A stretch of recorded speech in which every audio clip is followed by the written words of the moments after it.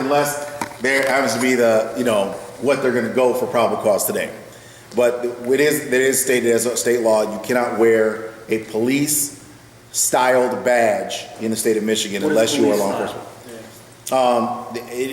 That's totally up to them. Yeah, exactly. Totally, it's interpretation. You have no guidelines for what you're calling a style, yet I can't, do you mess with Flavor Flav with the big clocks on his fucking neck? No, right? So why are you messing with me? Yeah, there's a lot of latitude in this state, like handcuffs in this state. You can't wear handcuffs in this state unless you are a security officer or law enforcement officer. And the security officer, that has to be part of a PA 330 status situation, like universities and hospitals. But of course, security guards do wear badges, and they wear handcuffs all over the place. What about the kids that wear the fucking handcuffs like a belt? Mm-hmm. Yeah, they can arrest them. With handcuffs, is that specifically like the metal locks, or would it also include zip ties? Handcuffs, or what would be called handcuffs. So if it's not called a handcuff, i.e. zip tie, then they could not arrest you for having zip tie. They could if it was handcuff, right? Now, if you got a zip tie that said handcuff on it, I'm sure that would be. They'll make the connection. Right. That's why we carry something called fence ties. Right, there you go. Yes, it's a fence tie. Yeah. Now, in this situation of exigency where some craziness takes place, you will take your fence tie in one hand, and then like that. That's it. And like that. So, there will be fence ties with no handcuffs. We never. And one of the reasons is I actually had a situation. We used to work for a client who used to legally take people's businesses from them. What he would do is he would give them 51% control. He'd make a deal with them, giving them a lot of money. Then they would, the business owner would take the loan and agree to give them away 50% controlling interest of their company in the event that they cannot repay this money in a certain amount of time. What this guy would do is study how much time it would take you to pay it back, how much money you have, and make sure you can never pay it back. So at this X date, 6 months later, he takes over your business. He used our organization as his internal management, security management, which he hired us as his internal employees to be security. So not security guards, but his internal management company security. So he takes over this particular bar, and it happens to be on Halloween in 1998, 97. So he takes it over, right? We go in and we start throwing people out, the people he doesn't want to employ there, and the customers are all told to leave. And some of the customers were police officers, and they called and said people are doing a fake raid on this location. So 30 officers, 30 police cars, probably 60 officers converged on our location surrounding the building. There were 2 lieutenants, 4 sergeants. They came forward, and we were all standing in a line. It was 8 of us. And they said, okay, are any of you armed? We said no. He said, do any of you have any handcuffs? We said no. Are any of you security officers? We said no. He said, why are you all dressed the same? I said, because we're all from the same self-defense school, so we all wear the same clothes. He said, okay. He said, so if you had handcuffs, if you had badges, if you had any, does anyone have any kind of badge on? No, sir, no badges. You know that if any of you had a badge on, if any of you had handcuffs, if any of you had a firearm on you right now, we would take you to jail. I said, yes, sir, I understand. He goes, all right, have a good day. And all 60 officers left without incident. So it's understanding the law and how it applies, it's vital, right? So we're still able to effectively manage this client's situations, simultaneously not violating any laws in a way that could lead to a prosecutorial outcome. Very important is to understand psychology, law, and skill in that order. In Cleveland, I don't have to worry. It's as long as I'm not going around saying I'm a cop. Right. It's not against the law to wear it. Yeah, to have it, yeah. And here it's only a problem if they won't have a problem with you. I've seen many security people wearing badges that say security on them. We just don't as a practice, as an organization, just to make sure that that button cannot be pushed for obvious reasons, because they will push that button. So with us, we're very, very very careful. It's good to be proactive. Yeah, even the weapons are carried on the inside for that reason, to make sure that there can't be anyone saying, oh, you grabbed your weapon. And therefore, when you grabbed your weapon and you told someone a directive, you are now threatening. Yeah, one thing I heard in Michigan is the issue, like, so you can open, if I was out on the street, open carrying, not an issue, but like in a vehicle, it might be Yep, an issue. So it's like, no longer. Do you know of people? Oh, it's no longer. I was going to say. No, yeah, once you get in the car, it's no longer open carry, it's now concealed. But do you know of people New that have Hampshire been the same way. harassed for that? That have been, like, threatened for that? No one really does that because they know what's gonna happen to them. Well, it seems to create an unsafe scenario because I know in New Hampshire some people will load their weapon as they get out of their car and then unload it before they get in. And you know, the need to be unloading and loading a weapon in public just seems unnecessary rather than just letting people wear their weapon safely. Yeah, It's almost that's true. forcing you to brandish. Well, it's a way. It's a It way.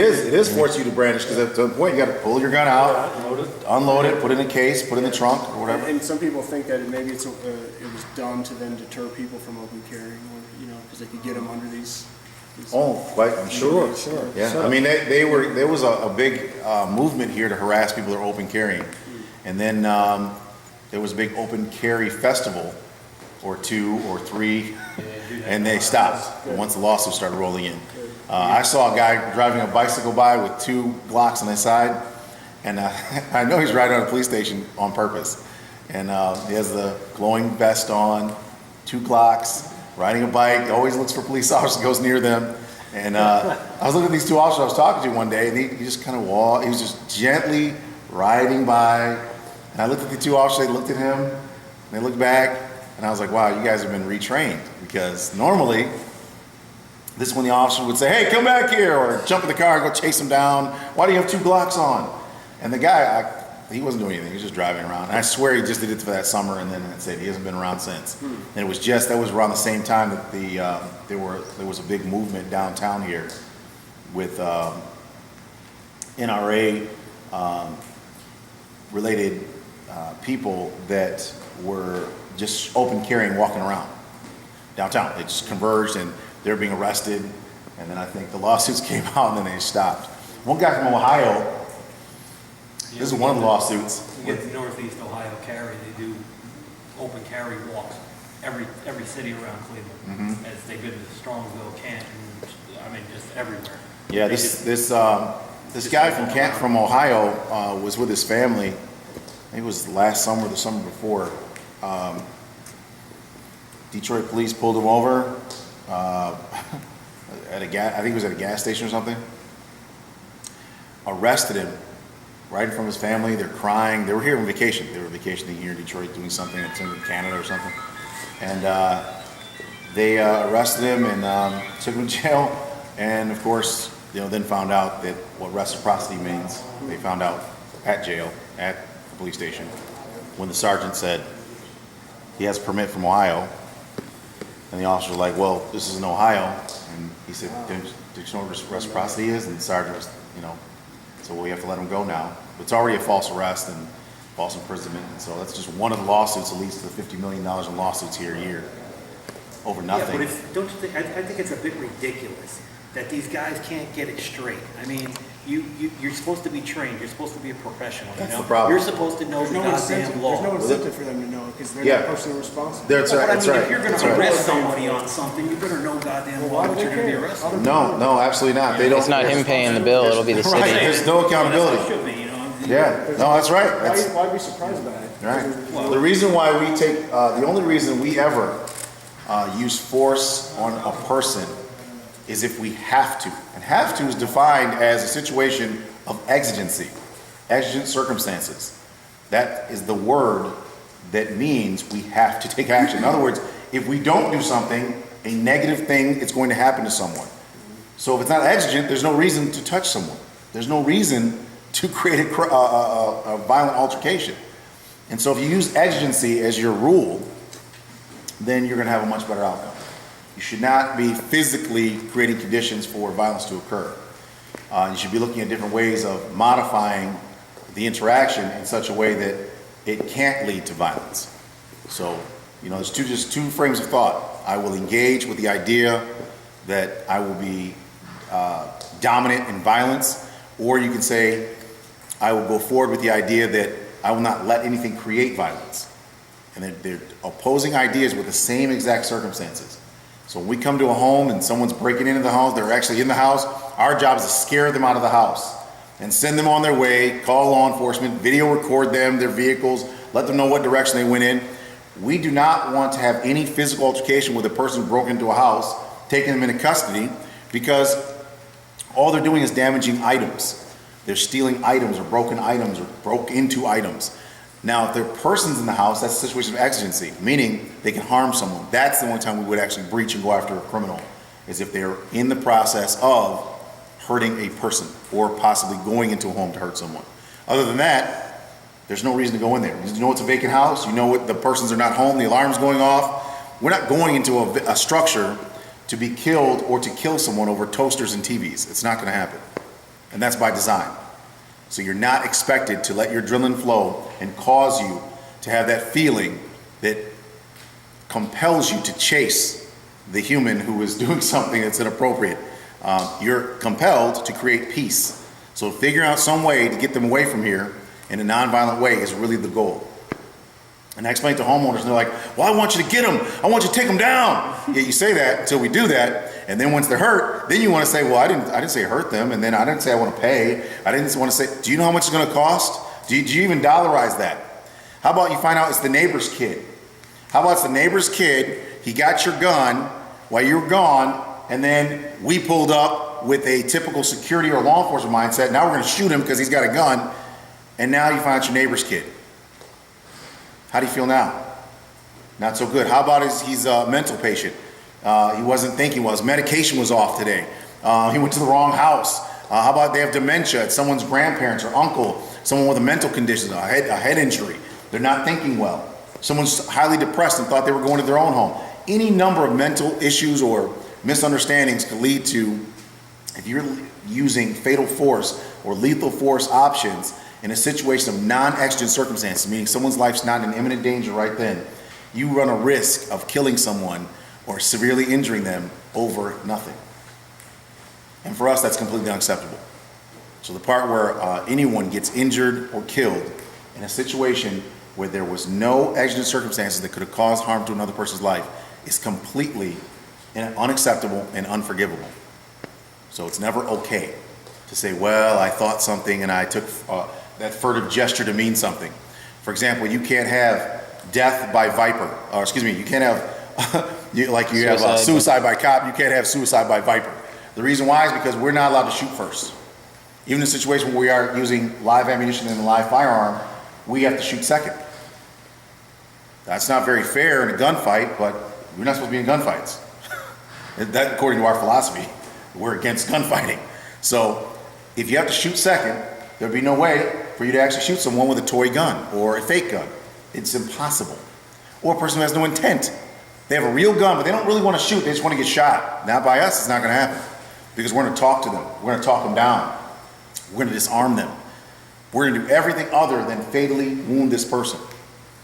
And we teach against it in general, shooting in areas which cause fatality. So in the event that you are shooting a firearm, we encourage you to shoot extremities, legs, arms, something non-fatal.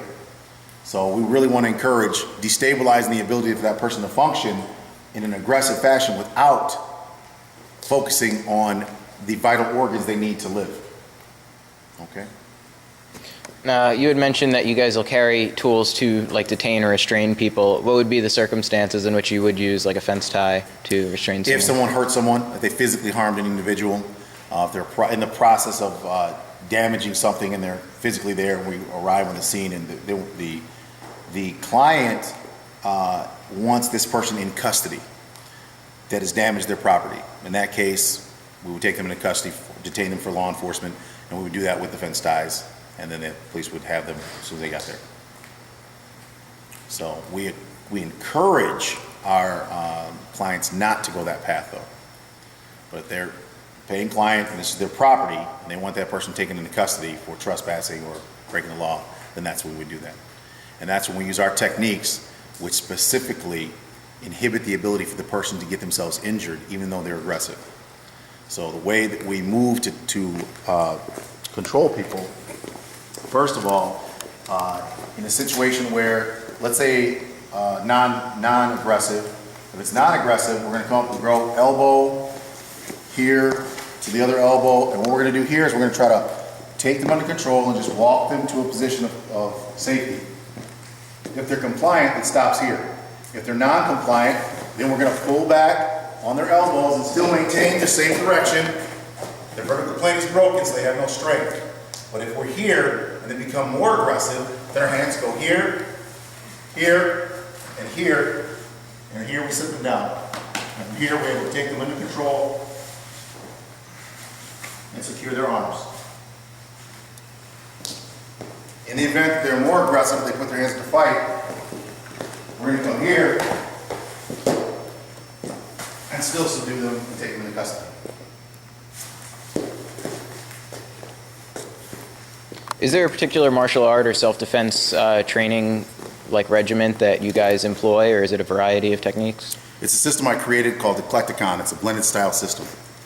Eclecticon blends together all your different martial arts, but it makes it simpler to apply. So here there's only 3 objectives, and that's to escape, control, or immobilize threat. Escape, control, or immobilize. There's no fighting. So when the person puts his hands to fight, there was never a choice for us to come up with different fighting options. They just want to fight the person. So we're either going to escape from the person by getting away from them, or we're going to come in and take control of them. Or we come in to immobilize them and take them into custody. But standing there exchanging blows in a fighting scenario is not an option for us. And so there's many different options. The person is pointing. Instead of coming in and figuring out a way to strike the person, here we come in. We're able to take control of them without any strikes. Put his hands out to block. He's blocking me. And this is what we teach police officers. Instead of the officer going like this, and the officer comes here and says, please don't touch us when we're talking, sir. And lay the person all the way to the ground and say, sir, put your hands behind your back. This is very painful, but there's no breaking of bones, no strikes. He cannot move, he cannot move, he cannot get a weapon out. That's how much pain is exhibited here. And we're able to take him into custody from here. It hurts. But you never had to hit them. When he goes to block, he pushes here. Instead of me going bang, bang, I'm going to come here, 1, 2, and take him into custody. If I want to take him differently, 1, 2. He points. 1. We have total control of the person. So there's no need to injure people.